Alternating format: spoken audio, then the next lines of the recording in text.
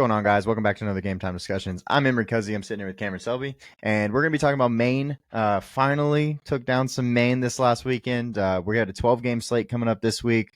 Cam's going to tell us about the 5 highest totals. Yeah, it should be a fun week with a lot of fun, interesting matchups. Dallas and Atlanta is the highest total at 52. They're the only one over 50. We like both sides of that matchup. Neither are really stopping the ball or getting turnovers or creating pressure. So I just expect it to be some fireworks. Rams, Seahawks, division. This could be for the division lead, depending on how the other games turn out. But it's 49-point total. The Bills and the Dolphins, 49-point as well. This is a matchup of week 2. That's the game that Tua went down. Bills were up 28 at halftime. Wasn't a very exciting showdown slate, to say the least. But there's always a new day. But Bills have pretty much had their number over the last 2 years. Right. Lions, Packers, 48 total. It should be a fun one, but now Jordan Love is hurt.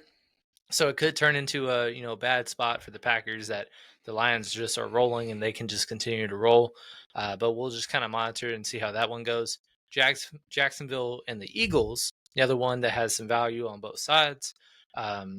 Jacksonville just basically lost all their receiving core. Christian Kirk out for the year. Brian Thomas Jr. is week to week now with a rib injury. And then Gabe Davis left the game, I believe, with an ankle injury. So tons of value if that ends up being the case and they're without all 3 of them. We'll talk about them as well. And then contrarian games of the week, we're going to say the Panthers and Saints, which week 1 rematch. Obviously, that was a 47-point blowout that the Saints just took it to them. Carolina's been awful. They've had an even worse defense since then. So great spot for them. Derek Carr is also returning. And then on the Panthers side, well, the Saints are way worse than they were in week 1. Sure. So hopefully it's a much closer game, and it could just be a sneaky game that just has not much ownership that we just kind of get a little exposure to because some reason the prices are just way too cheap on, the puke guys this week. Usually we've been saying around 52 to 48. Well, Bryce Young / Andy Dalton is 44. And so it's just interesting in that regard. And then the Commanders-Giants, another rematch that had all the fantasy scoring except for the no touchdowns. It was basically that was the 7 field goal game by Washington crazy to win it. Giants have played kind of formidably since. They're actually playing Monday Night Football this week. So it's a short week, but division matchup, Giants played them close. You just never know, even though it's the worst versus the best in that current division. Yeah, for sure. Looking at some of the stuff that you said, I did want to say Andy Dalton did not play last week. He is back. He is in the Sims and everything. So that he's well. The thing is, even though he's back, I just wonder if they'll stick with him. You never know. I just wouldn't be confident if Adam Thielen's returning this week because he was limited last week and he was a last minute exit. Right. Deontay Johnson missed. But you also wonder if he'll stay out because he's the biggest name in trade rumors right now. Yeah, so for sure. You don't want to, risk anything. Right? You saw what Christian Kirk happened. He was in trade rumors and now he's out for the year. Right. So you don't want to risk anything if he's even deal with anything at all. You just never know. And if he's out, that's just going to open up even more value. Yep. But yeah, it's be interested in that. Like I mentioned, Jordan Love went down with a groin injury, stayed in the game, and then ended up leaving. They're just saying they're taking a day at a time. Nothing really to say, just other than wait and see. Drake May was concussed for the record. That doesn't mean you're going to start Jacoby Brissett, but he very likely will be starting this week. So yeah, very, very little news that we're kind of really waiting on. There's a trio of 6K receivers. I mentioned Deontay Johnson, but DK Metcalf and T. Higgins, who both missed this past week. Seattle's right before their bye week, but it's a big game against the Rams, so we'll see if he comes back. And then T. Higgins just keeps getting hurt on Friday practices. This is the second time this year that he has done that. This has happened again in the past. Right. But now we'll just kind of see what happens with him because it's another decent game environment for the Raiders and Bengals game. Yep. Looking at the board now, I should be sharing. Yeah, I'm sharing. We're going to start off with our quarterbacks. We're going to talk about a single quarterback in a game. Where is it? There it is. The Phillies side with the Jalen Hurts. He was really good on the ground last week, and that really helped my fantasy team. But he did not throw the ball much to A.J. Brown, who is his main receiver. And I guess that's pretty much all. Yeah, you can't really do anything. Dallas Goedert, I would expect to still miss another week. But Grant Calcaterra went back to catching all his targets. And tight end day, National Tight End Day. Yeah, 3 for 58. But yeah, I mean, the people that are going to produce in this offense if they score points. Jacksonville's been pretty bad defending everything. Essentially, they're bottom Right. 5 in both against the rush and the pass. But Philly should be playing from ahead. They're basically a touchdown plus favorite. But Jalen Hurts, you just don't. The problem is you just never know when it's coming because last week, like you said, second straight week he has 28 passing attempts or less, but then has 3 rushing touchdowns, 2 rushing touchdowns the week before. So that kills it if you do a double. Yeah. I mean, obviously Devontae Smith 2 weeks ago had negative receiving yards, and then this week had the touchdown. Well, AJ Brown, 6 for 7. yeah, then he goes 6 for 85 and a score, and then AJ Brown came into the week every single game, had a touchdown and 20 points and stuff, and then has a pedestrian 5 for 84, which is not bad. Right. But it's also when you're spending 8,000, you need a little more than that. So, all viable.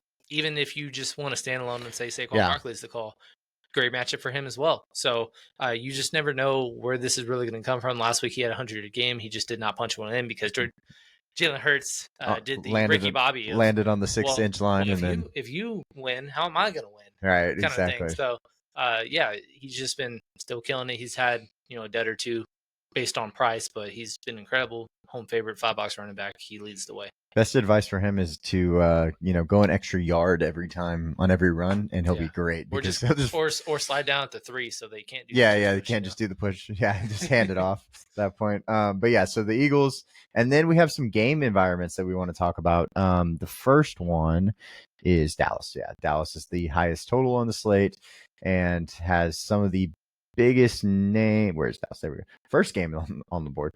Looking at quarterback, we're going to start on the Dallas side. No, we'll start on the Atlanta side. He's more expensive. There you go. Yeah, I mean, they're both basically the same price.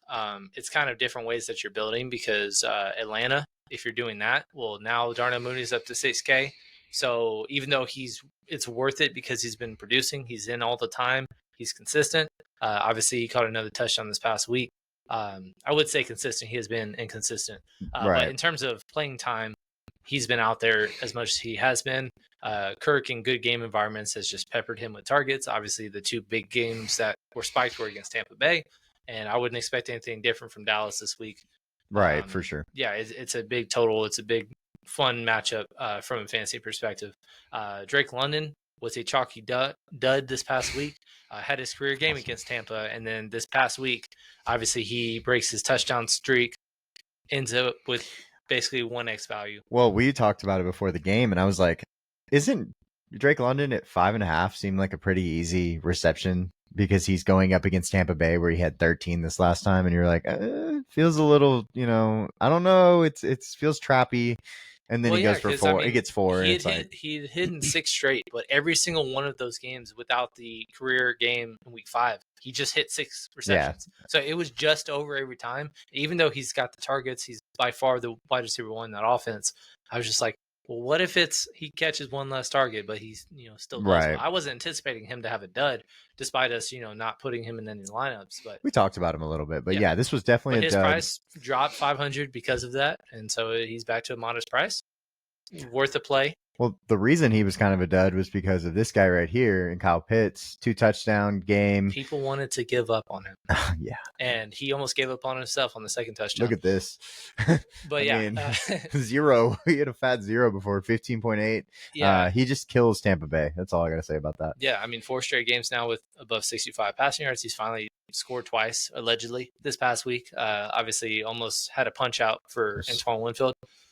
Controversially, people think that he did. It was close. But either way, it was close. He's been incredible in the last 4. I wouldn't say incredible, but serviceable in the last 3, and then had a boom week this past week. But it was in the week that all tight ends boomed. Mm-hmm. So maybe it was just a holiday that was the only reason that he had his boom week. At 4,400 though, like when he was last week, like no matter, you could have picked a wide receiver, you're wrong because he was better than any 4,400 player otherwise. So Kyle Pitts double stacking tight end last week was the move. It was absolutely and then also amazing. Before you do want to clear it, Bijan Robinson. Oh yeah, Bijan for sure. Because he has had 3 straight 22-point weeks. Obviously, he scored for the 3rd straight game, 4 touchdowns in 3 games. He also is getting passing volume because he's had 3, 4, 5, 6 targets, and he normally catches all of them because he's really good at football. Fair. But being 7,400. Dallas just allowed 220 plus yards to running backs this past Sunday night.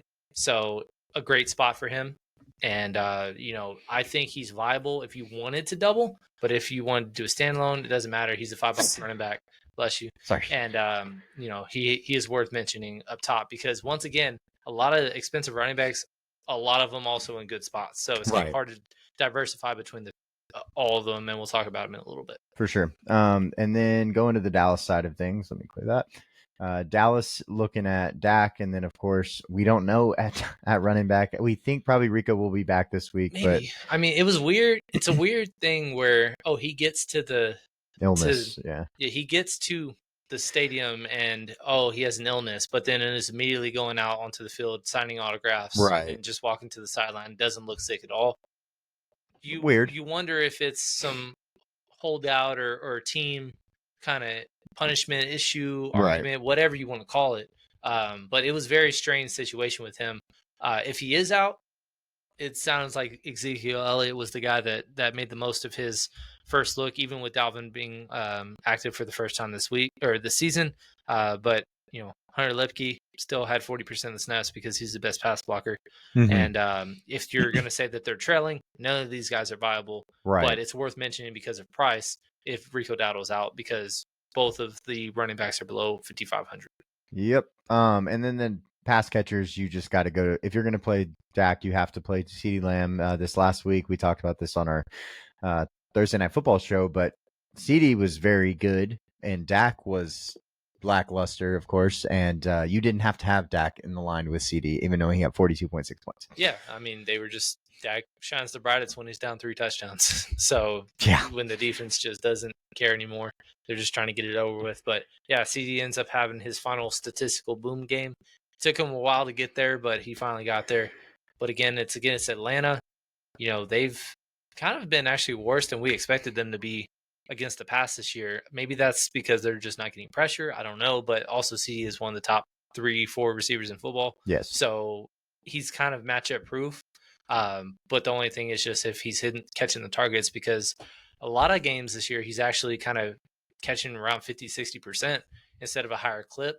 This past game, catching 13 to 17 obviously helps. But the week before, when we started him, he was our top play of the week. Only caught half his targets, and then they're down 38. Yeah, he's pulled in the fourth quarter. Couldn't get him to get his over because of that. Very close though. And then Jalen Tolbert is the 2 in this offense. Jake Ferguson also playing well. He's had at least 7 targets in 4 of the 5. He just hasn't scored in these 5. And 23 yards on 6 receptions is not necessarily a good thing. But he's been okay.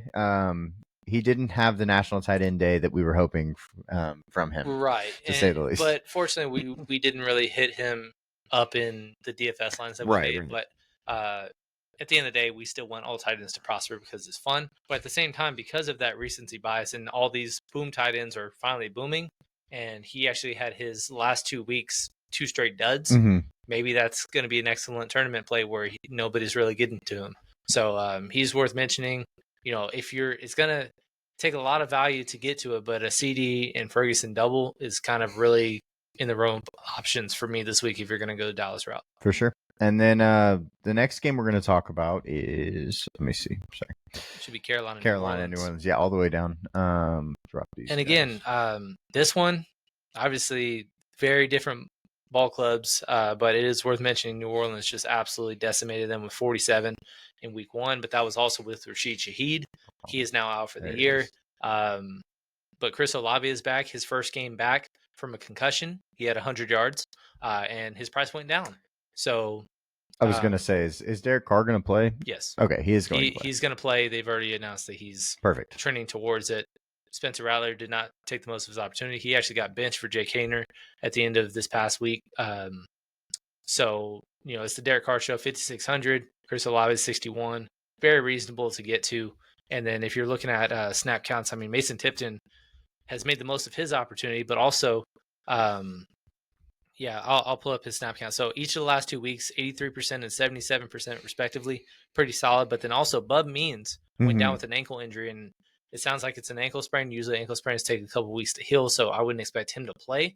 So a Cedric Wilson could return. But if he doesn't, then it's the Mason Tipton show for a reasonable 4,000. It's it's Chris Olave, like I mentioned. Taysom Hill was somebody that we said first game back, interesting, but also, he was pretty bad Right. from a fantasy perspective, but also going against Carolina, who's dead last against running backs. Well, even though he's a tight end eligible, they're going to use him as a goal line running back. Four attempts, 20 yards. There you go. Yeah, if I remember correctly, New Orleans scored 3 rushing touchdowns in week 1. And so one was Jamal Williams, and then the other 2 were Kamara. So if this time is Taysom Hill being at 38, going to have no ownership once again, he is in the pool. Juwan Johnson, he was in the $1 million line in week 1 with Rashid Shaheed unstacked. So him being 3,200, it's nothing to be happy about, excited about. He's not playing 100% of the snaps. He hasn't had a 10-point game since that week. But it's worth mentioning because he's 3,200. And if you're just going the value stack, another option worth mentioning. For sure. And then on the other side of the game, you have the Carolina Panthers. And again, at 4,400. You don't even need to really. Wow. I don't even care, honestly, which quarterback is the guy that is playing, because 4,400, you need 10 points. And both guys are, or whoever would be starting would be projected for about 12, I would assume, which is kind of modest, and that would be 3x value. So again, on a slate that isn't going to have a ton of value, especially at running back, once again, we're looking for ways to get different, cheap. Yeah, and New Orleans, that's crazy this past few weeks, just cannot stop anybody in any regard. Mostly has been through the run game, but at the same time, again, it's 4,400. It doesn't matter whether it's Bryce Young or Andy Dalton. Dude. So you never really see starting quarterbacks this cheap. If he gets you 15, you're, oh man. Yeah, exactly. That's amazing. The bar is low. Yeah. Xavier Legette scored the touchdown last week. Deontay Johnson was out. Adam Thielen was on IR. And so there's some guys here we can look at. And also I wanted to mention Jalen Coker. Because he did score his touchdown. He scored a touchdown, and he was very serviceable. I believe he had click on his game log and refresh my memory. Yeah, 4 for 78 in that score. So pretty solid. Would have been awesome if it weren't for Cedric Tillman having 32. But yeah, it's had an incredible game. He's also been playing basically a ton of snaps since. 69% was the last week. He was second on the team behind David Moore, who didn't have a target in his 82% snap share. But with Adam Thielen, I think he will return this week. Yes. If you had to gut call me on whether or not he'll return, I would say Deontay Johnson either is traded or sits out one more week before the deadline. And, you got to roll with all these cheap guys. And so I love you have a 4,400 guy, and no one else really is. I feel like this could be like Spencer Rattler when we didn't stack him and you just shoved in a bunch of really good players. Right. I think that this could be that kind of week too. I would feel so comfortable doing a Carolina, whether it's single, double, it doesn't matter, but a stack with Carolina with a bring back of Alvin Kamara. Absolutely. Beautiful. That sounds so fun to me, and it saves a lot of money to do other things. And I like Adam Thielen, don't get me wrong. So him staring at me, if it's not IR, we're very happy with that for sure. So let's get to the next game. The next game is I guess it would be Cincinnati and the Raiders. We did touch on go ahead. And Joe Burrow.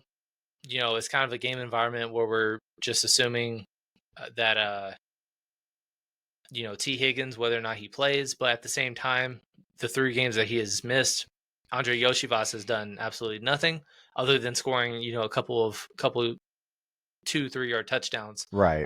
But the biggest thing is on the other side, which once again, don't know why a starting quarterback is this cheap, but Gardner Minshew, 4,500. Cincinnati has not been good on defense. Right. Once again, they are going to be touchdown plus underdogs. They're going to be throwing. Well, all these guys are cheap.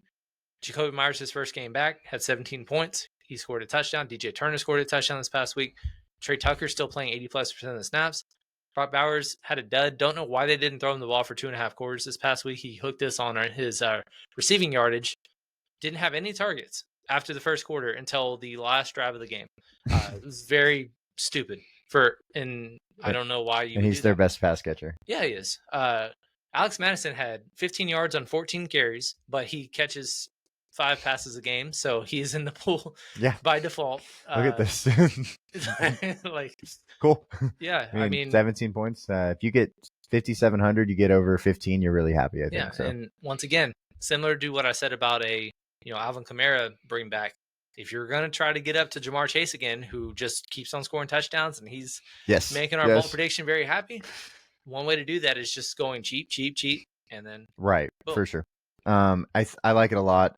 Looking at this, I can't believe Gardner Minshew he's a gunslinger. Yeah. We talked about a gunslinger last week that made us a lot of money. Yeah, and again, last week he scored 16 points. So imagine if we got 16 at 4,500, we would be elated with a 4x value. That's amazing. Yeah. Oh my gosh, I'm excited about this. Wow, I just got excited. Yeah. We'll play him as my first look. How about that? Sure. Did I miss any quarterbacks? I think we're good. No, it's pretty self-explanatory quarterback. It's a 12-game slate. There's actually other game environments that are fun as well. But, I think that this is a mid-tier with heavy Dallas. Atlanta is probably what we're going to be getting at this week. But if you're going cheap, there's ways to get cheap, and not many people are going to be on it. I would love 2-3% ownership for a $4,400 quarterback that I could stack with very cheap options. For sure. And then at running back, there's a lot of good options at this top. You have the Saquon Barkley against Jacksonville.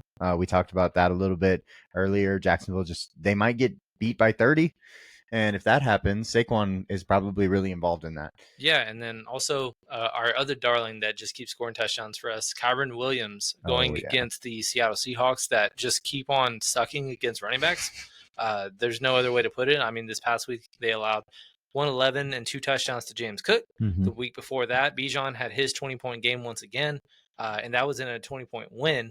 The week before that, Isaac Guerrero had 10 for 99, and then Jordan Mason, before he got hurt at halftime, had 73 on 9 carries. So very efficient. And then the Giants the week before, Tyrone Tracy, 129 yards in his first start. So, yeah, they're just getting – oh, and then obviously you saw what Detroit did with David Montgomery and Jahmyr Gibbs on a primetime game. So, yeah, they're just getting slice and dice at running back, $8,000. Beautiful. Rams, love it. Both Kamara and Bijan we talked about a little bit. I also then want to mention Achane, who when Tua is playing, you have to have him in your lineups. 6,700 is actually too cheap in my opinion. It is. It's kind of criminal because every time Tua's there, he's getting 23 plus points. And it's 7 targets. It's 8 targets. Wide receiver 2. Yeah, he is. He actually has more. Just take away the rushing stats. He has more receiving production than Jalen Waddle does the entire season. Yes. So he's been awesome, and we're going to play him a lot. And even if you're worried about a blowout, we'll scroll down to week 2 and see what happened when Tua got concussed. And you see the fact that he goes for 29 points in a 31 to what was 3 blowout 14 before he scored his last second touchdown. 22 targets in 3 games with Tua. That's just incredible. Yeah, 6,700. Incredible. So, we're going to get some HN. I'm excited about it. And we're not even mentioning a Detroit. Yeah, I know. I just keep scoring touchdowns, both of them.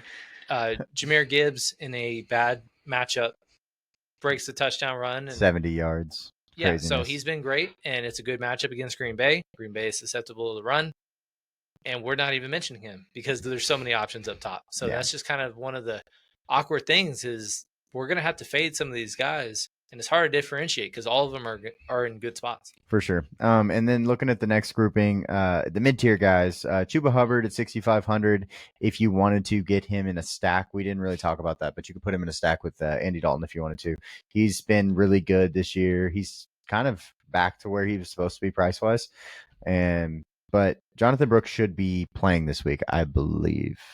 Well, even if he does, I think he would probably ease back, similar to what Devin Singletary has with Tyrone Tracy, where he's basically a third of the snaps. Right. And maybe he gets overtime, but maybe Chuba just kind of is a 1A for the whole first season. And it's a Brooks just, hey, we're going to invest in him, buy low next year kind of thing. But, I mean, they're going against New Orleans, and New Orleans just keep getting blown out. They've lost 6 straight games after their 91 points in the first 2 weeks of the season. Scared me. But they just keep giving up touchdowns to running backs. Obviously, we saw Javonte Williams have his first career 2-touchdown game. Bucky Irving and Sean Tucker was a millionaire maker at 0.04% owned. the week before that, Kareem Hunt had his 100-yard game and touchdown. Bijan and Tyler Algier were efficient, but they only ran the ball 15 times. Yeah. And so and then Saquon did really well. He just didn't catch the ball in the comeback. So yeah, with that being said, yeah, it's really hard to not get to some Chuba this week as well. Whether it's a standalone play, whether it's not, it doesn't matter. I don't expect Jonathan Brooks really to come in and unseat him to where he's going to have less than 10 opportunities. Yeah, for sure. I completely agree with that. DeAndre Swift is in a good matchup against Arizona this week. He's been killing it as a running back. Now 4 straight games with 20. Yeah, so he's definitely in the player pool. He's one of actually, funny enough, I think we kind of have to start playing him. We faded him for the most part because we thought that the other running backs might be able to unseat him. We were wrong. It just seems like it's his show. And he's gotten 20-plus points in 4 weeks, so he'll be a guy that we have to get a little bit of. Arizona has not been good against running backs either. Yeah, I'm hoping that he's the New Orleans Saints of our take of completely fading him, so he just gets it all out of the way early and then just completely rolls down a hill. Yeah. Okay. And then Chase Brown, a guy we have a ton of in best ball. Yeah. Very different price tags on those two guys, but Chase Brown has been taking all the snaps recently from Zach Moss. I'm actually pulling that up right now. What percentages? Actually, it was pretty even split this past week. Really? But it seemed like he got all the touches 2 weeks before. Oh yeah, definitely got more than double the touches that he did. But yeah, 50% of the snaps. But again, he had 16 opportunities. Right. They're at home. Almost, he's like a 4.5 box running back because there's not a guarantee of the 20 touches. Yeah. But other than that, he's been double digits for the last 5 weeks. It's an uncomfortable thing, but also that's going to reflect in the ownership. I don't think a ton of people are going to be on him. Right. And so being a lower owned play, if you didn't want to go double expensive running back, it's a reasonable way to go. Yeah, and we also talk about, bringbacks against the Raiders. If you did not want to go all the way to Jamar Chase because he is the most expensive player on the slate, it's easy to just go Chase Brown's right there at 5,900, and he's pretty good at football. He's had 4 touchdowns in the last 5 games, so wouldn't be against that either. 5 touchdowns. 5 receiving touchdowns. Oh, wait, a receiving touchdown. Okay. And then one more. We talked about Zeke, so we want to just touch on Zeke. He's, Atlanta, that game environment's so big.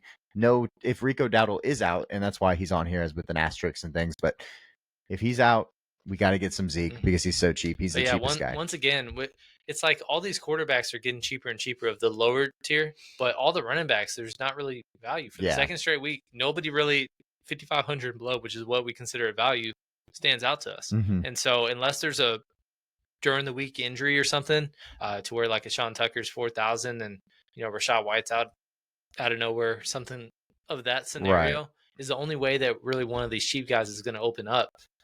So kind of a wait and see thing. But really running back is you got to go above 5,500 for both of the spots. Yep. And so let's start making some lineups. We'll throw some guys in. Yeah, it's going to be fun. This is a fun slate. Who do you want to start with quarterback, or do you want me to go first? Because I already know my quarterback. You go ahead. Let's go first. We'll do a scrub or a puke build. All right. We have to go with Gardner. Okay. And double or single? Double. Okay. It's easy then. I don't even know there. I think he's 50. He's so 53. Cheap. He's so cheap. Jacoby Myers. His price went down 100 despite him having a pretty solid game in his first game back. Brock Bowers. Brock Bowers went down 100. Most expensive. And I'm not afraid. So you're telling me you want to play Jamar Chase then? Shoot. I mean, we can. And if not, then there's other people. Probably A.J. Brown and CD are in better spots than him this week, but at the same time, he just keeps scoring touchdowns.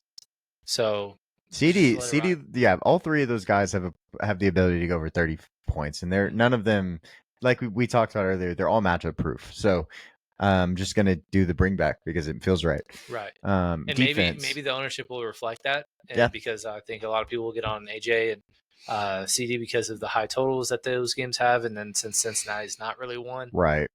Yeah. Is there a defense you like? Last week we kind of stayed at the top, but I'm probably not playing the Saints. Yeah, the first 2 I think are just off my board, especially in this build. Obviously, we're going to Vegas double, but there's actually some names that stood out. So the Giants against Washington, they didn't allow a touchdown against them last year. Mm-hmm. Obviously, Washington coming off a game where they were banged up and only scored X amount of 12 points before their Hail Mary win. That was crazy. Yeah, I don't know if you watched any of the advanced stuff, but there was so much that went wrong for that to go right. Yeah, it was so bad, man. Yeah, it was pretty awful.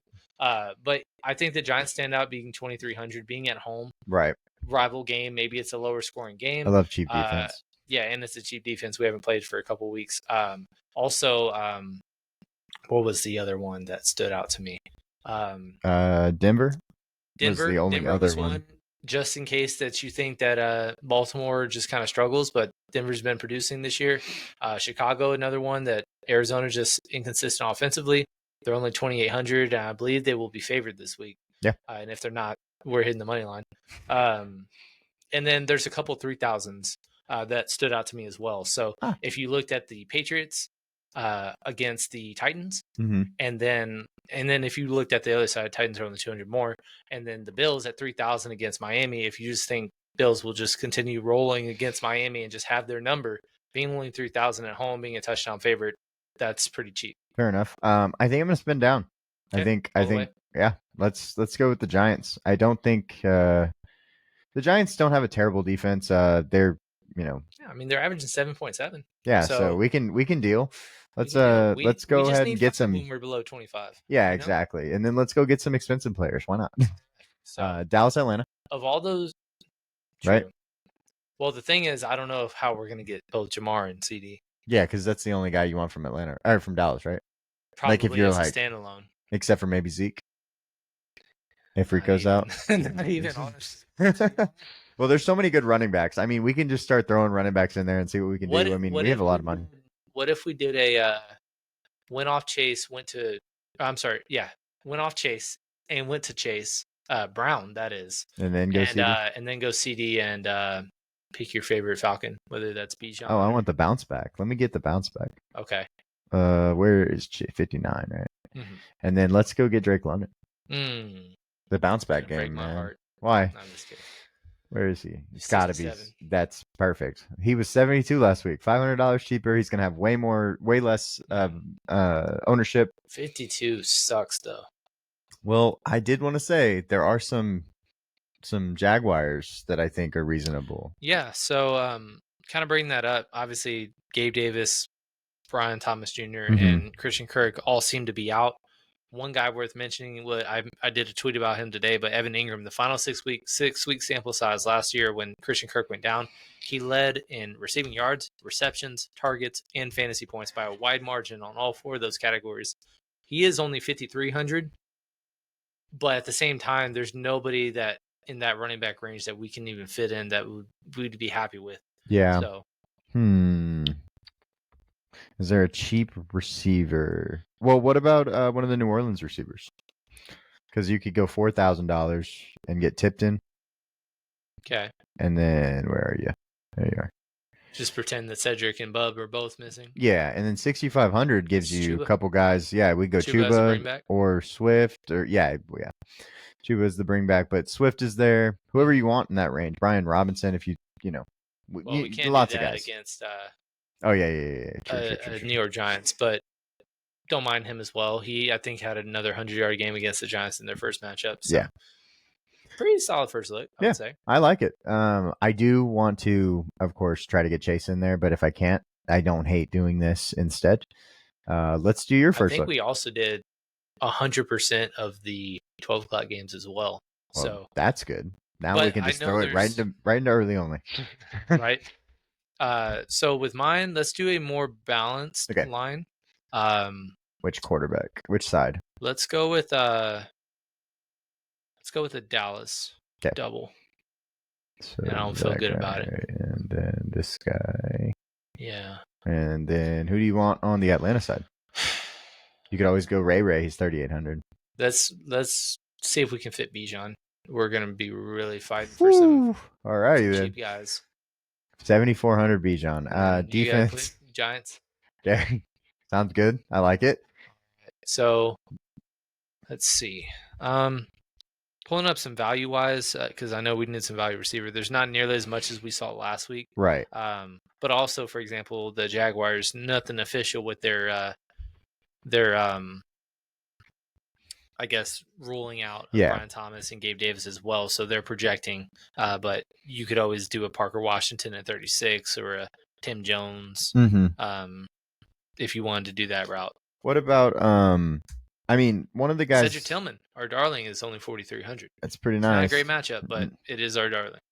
I was gonna say though, what about? I mean, 5,300 for Jacoby Meyer. He might have to be just shoved into lineups to get the value. Yeah, he is the super second cheap, highest man. value of all wide receivers right now. Yeah. So makes a lot of sense to me. Which where do you want to go though? Let's hear it. Let's put in Jacoby. And then, do you want a cheap $5,900 running back?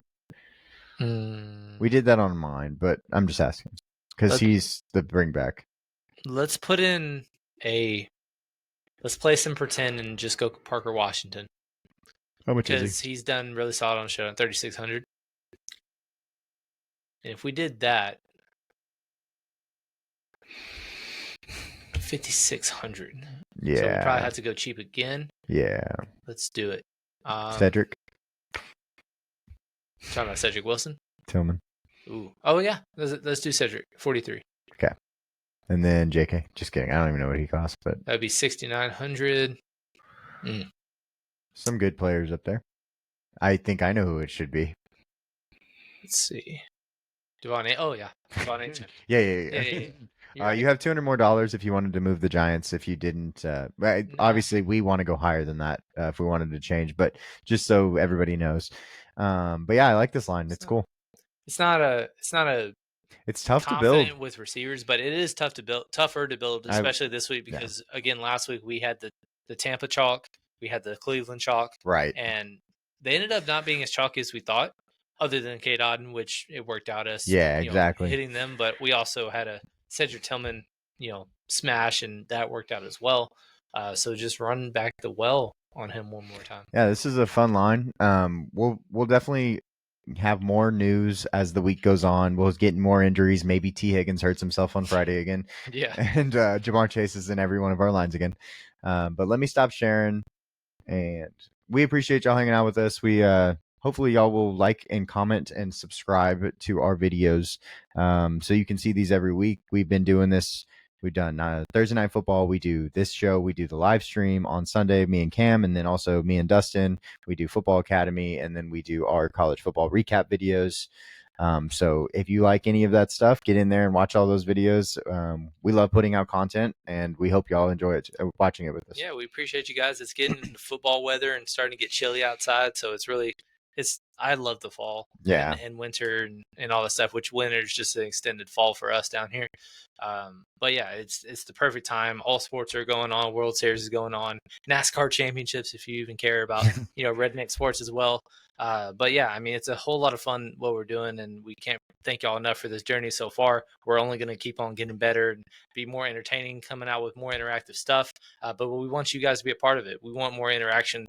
I feel like it's been a little stagnant of late, and so we want to kind of get some pumping up. Y'all just get y'all Red Bull, get some wings. It's the middle of the year. I get it. I get why. It's a time of the year where football is kind of like, okay, we got into the rhythm of it, and now it's not as exciting. This week 8, week 9 BS. Like, we want to get to the end of the year where fantasy championships are happening and stuff like that. But this is where you win the money, when you play these slates and things like that throughout the year, being consistent, like Cam always says, and we'll win some money this week, and we'll line y'all's pockets too. Yeah, and again, ton can change from now to Sunday, but you can only catch that if you're in our Discord, right? With our showdown slates that we're talking about as well, and then also Sunday Live. We're going to be here every morning starting at 9. I said that again.